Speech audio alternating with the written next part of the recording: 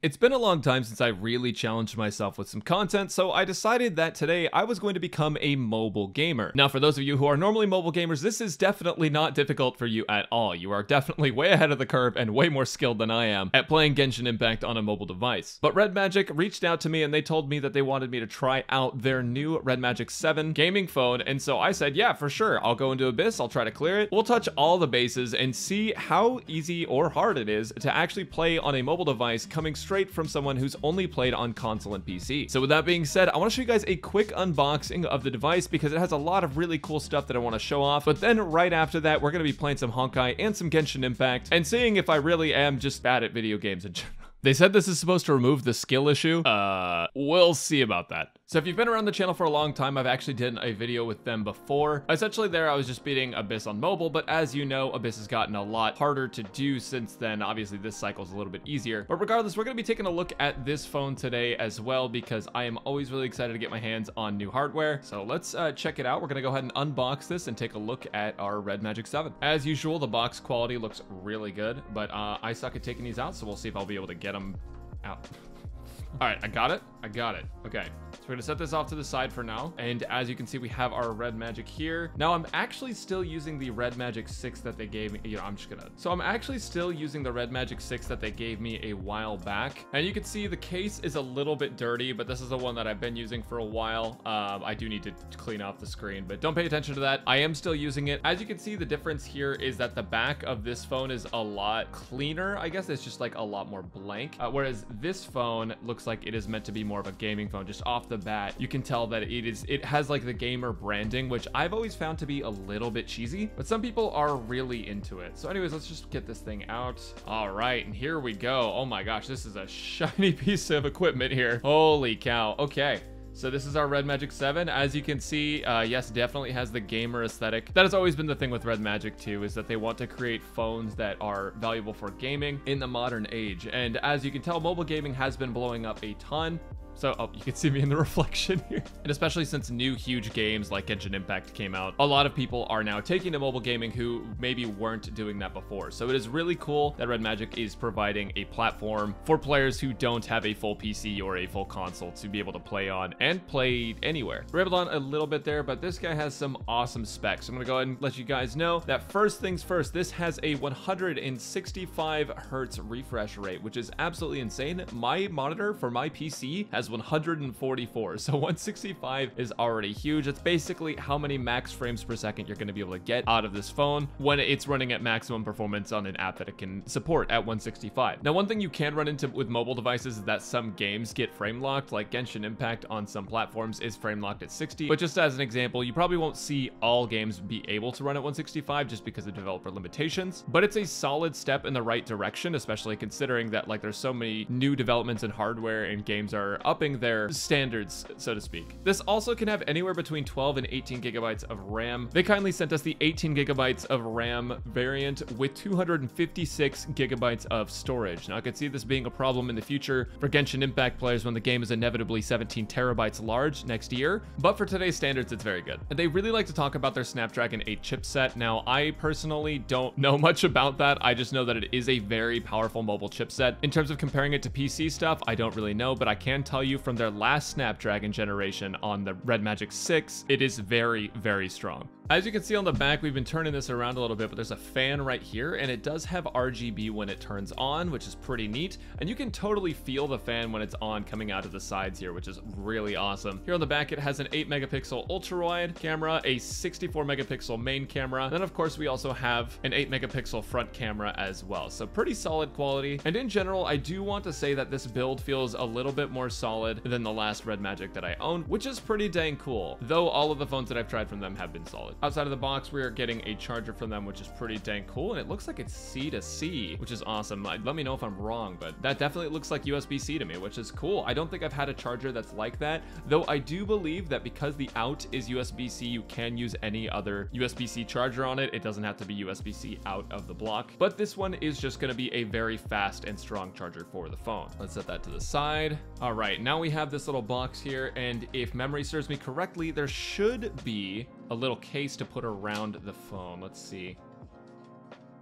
Oh wait, I totally opened this the wrong way. Look, I theorycraft Genshin. I don't theorycraft real life skills. All right, so we have our Red Magic Quick Start Guide. Basically, if you're gonna get the Red Magic, it's gonna tell you everything you need to know about the phone, the hardware, do's and don'ts, all that sort of stuff. All right, and here we go. This case is a lot different from the other case they sent with the last Red Magic. So here is the old case that came with the phone by default. Here is the newer one, and it definitely, again, really shows off the form and function of the phone. And the case actually just revealed to me a couple more things that I didn't cover. So give me one moment. I'm gonna go ahead and put this in here. Make sure not to get our fingerprints on the back of it. It actually feels pretty nice. I'm glad that it feels like I can actually get a grip on it. It doesn't feel like it's gonna fall out of my hands, which is good. But yes, as you can see, there is a USB-C here, and this actually has a video out, which is very good if you are trying to be a mobile gamer and streamer on mobile, or if you're trying to record mobile games externally, edit them, upload them to YouTube, any sort of things like that. USB-C with video out is very good for that, because it means you're not going to have to get a whole bunch of mods for your phone. It also means you can record technically without any performance hindering programs, because it'll all be happening on your PC, and there's just like lots of great value to that. There's also ways to watch upscaled content on TVs and on your PC via your phone. So lots of great things with USB-C with video out. And then one thing that I am a huge fan of that they added to the Red Magic 7 is that they brought back the audio jack. Now this is huge, because with past Red Magic phones, some of them have had a dongle, sort of like your typical Apple products, where you would need to put in a sort of USB-C, and with Apple I believe it was something else, that would connect it to a headphone jack. And it could be a pain if you had to connect that, because then you could lose it. It's really small, it's really easy to miss, right? But now that you have the headphone jack, you are all good to go. You don't have to worry about carrying around a dongle. Super nice. And overall, I like the design of this a lot more. I think I'm not as much of a fan of like the gamer aesthetic of the back, but that's just my personal preference. I know some people are really into that stuff. So that we sort of talked about everything out of the box, I'm gonna go ahead and start this thing up for the first time and download some games on it. So let's go. After a couple hours of playing around with this, I found a couple more features that I feel like I should probably talk about, because they're things that are really unique to this phone. One of the main ones being the game space. Now you see this over here on the side, this little red switch. When you flip it, it's kind of hard to do with one hand. You're going to be able to open up the game space. Now what the game space does for the Red Magic 7, it allows you to adjust the internal specs of the phone to some degree. Specifically, it lets you adjust the fan speed of the phone. So if you notice that the fan speed is not high enough, and after a couple hours of gaming you're noticing that it's getting a little bit too hot, you can adjust the fan speed to be faster with the turbo fan feature. And on top of that, it gives you the option to do things like block calls and notifications, so that way when you're gaming you're not getting your experience interrupted. There's lots of cool features in the game space, and it does help your games run better. I highly recommend checking it out on your Red Magic. And then on top of that, there are also shoulder triggers, which I will talk about here in a second. The last thing that I wanted to say is that the default Red Magic UI is very good. However, I did download the Nova launcher and I've been using that. The cool thing about Android devices is that you can completely customize the UI of the device by downloading different launchers or just adjusting settings. So if you find that you don't like the Red Magic 7's UI, you can just change it. I also did manage to get some solid footage with this thing, and by solid I mean a small house tour. First I'm going to show you the normal camera going out to touch grass.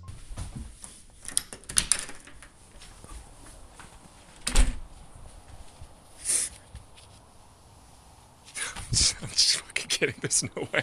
And as you can see, when it's focusing, the normal camera is actually very good. You will run into a few issues when you're moving around a ton with it, but that is what the Pro camera is for, which I'm going to show you guys a bit of now.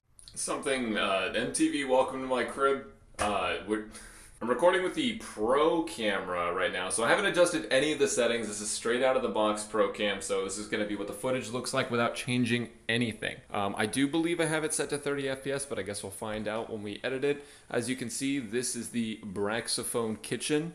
It's looking pretty good. Up here we have the old-fashioned oats. Now these are actually the resource that I expend the most of when I'm actually creating content, so I do consume these on a daily basis. Crave making a cameo, I hope they pay me for this. Moving over to the living room now, as you can see we have no TV. Instead we have a projector, which actually has lower latency than most modern TVs if you get a really high resolution one.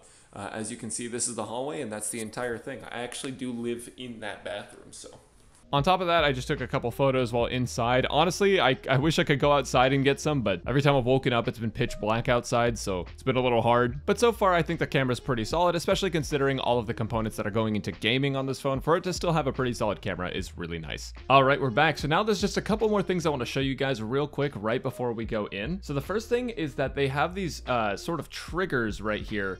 They're not actually like button triggers, they're actually touch triggers, and you can set these up. All right, and so if you go over here and you just swipe to the left, you can go over to here, hit shoulder triggers, and it's gonna have a left and a right button, and you can sort of just drag these around. You don't even have to activate both of them, but for my sake, what I'm gonna end up doing is I'm gonna put it right over there, and then now it should be able to auto attack for me once we're all done. And yeah, we should be all good. Now, as you notice, I'm pressing the right trigger. It does that, or I can aim. And this is going to be the one that's super helpful, especially if you're playing something like Ganyu. You can kind of just move around while you're aiming. It's super nice. You don't have to worry about losing control if you are just holding down aim or anything. But anyways, it's time to go into Abyss. We ended up clearing the Abyss except for floor 12 earlier, so we're going to see if we can do this in one run. I will probably not use all of the footage here because it'll be really long if I do, and I do want to play some Honkai. So let's go get started on floor 12. As you can see, we're just going to look at the enemies real quick. Obviously, the enemies are the same as the last cycle, so we're going to have 2 Ruin Guards on the back half. We're going to have all 3 of these Lectors on the back half here, or it's a Herald and 2 Lectors, but same deal. And then on the 3rd chamber, we're going to have 2 of each of these. So what I'm going to go ahead and do is I'm going to start recording, and you guys are going to see 2 screens all at once. Now we're going. Now you can see the record thing is on, and that is in the bottom left. So we're not going to have to worry about that at all. We're definitely going to want double Hydro on the first half if we can make it happen. However, there's a bit of a problem. My Kokomi is level 1. So we're actually just going to run International here, except we're going to replace Sucrose with Synccho, and we're going to see how that works. And then on the second half, we're going to run Morgana because we're filthy scrubs and we cheat the video game. Let's get down to business.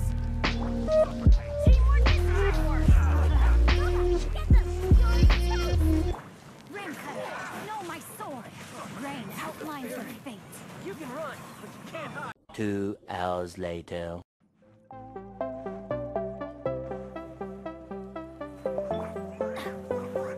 Let's light it up.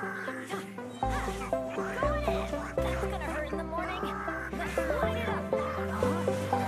Rain outlines your fate. Will be a time when you and me finally can talk. It is spring now, your words will only tear us apart. I pray you'll find a way to mend your broken heart. Yeah, you can show me a new place to start. And you decide if you wanna play pretend. And you decide if you wanna see me again. If you wanna see me again.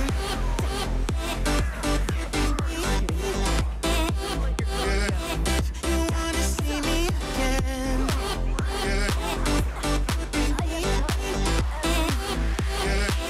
you wanna see me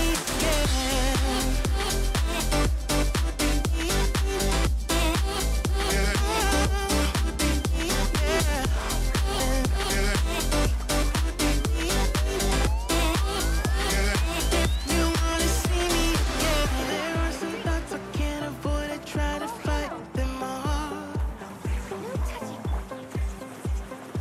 So I won't speak right now, 'cause words will tear us apart. Shadows of fate. I pray to God I find a way to mend my broken heart. Yeah, wanna show you a new place to start, place to start. But you decide if you wanna play pretend. And you decide if you wanna see me again. If you wanna see me again.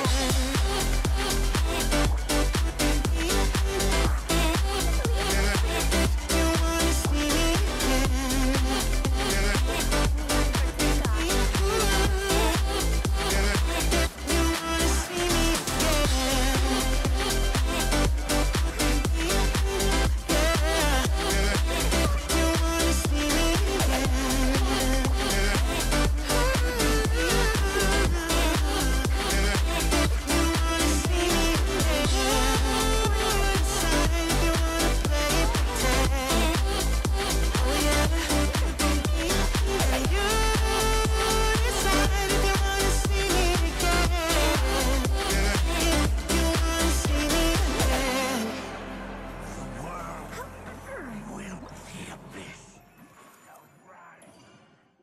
Wow. So, to be honest, guys, I know I showed you one clip, but I have been at that for about an hour, and it is 100% a skill issue. I cannot, for the life of me, clear this with 3 stars on mobile. Mad respect to mobile players, man. I don't have it. I don't have it in me. It's insane. You guys are crazy. I don't know how you guys do it. I really don't. But there you have it, guys. It's skill issue. Honestly, I do feel like if I tried this with any other phone, though, I would have had a rougher time. Playing at 60 FPS is really nice. Having these shoulder triggers for aiming is also really nice. I think it's definitely something that a lot of phones need to actually be looking into, considering how big mobile gaming is. And I think that the Red Magic 7 is also just a very solid device for what we end up using it for. And it's also just a good phone in general. Like, it functions properly. You get your phone calls, your text messages. You do work on it. Whatever you end up needing to do with it, it functions well, but it also can play games extremely well. If you guys want my verdict, honestly, this is a great device. Like, I know this is a sponsored video, but genuinely, the specs on this thing are amazing. And in general, it's a pretty competitive price range. I definitely recommend it if you are looking for a phone that can run games extremely well. This is definitely a good way to go. You know, it does get a little hot after playing it for a couple hours, but I can't think of a phone that wouldn't. So anyways, if you guys enjoyed, make sure to subscribe to the channel. Make sure to leave a like down below, and let me know if you're a mobile gamer or not, or if you're just watching this video because it's another video by me. Thank you again so much to Red Magic for sponsoring this video, and I will catch you guys later.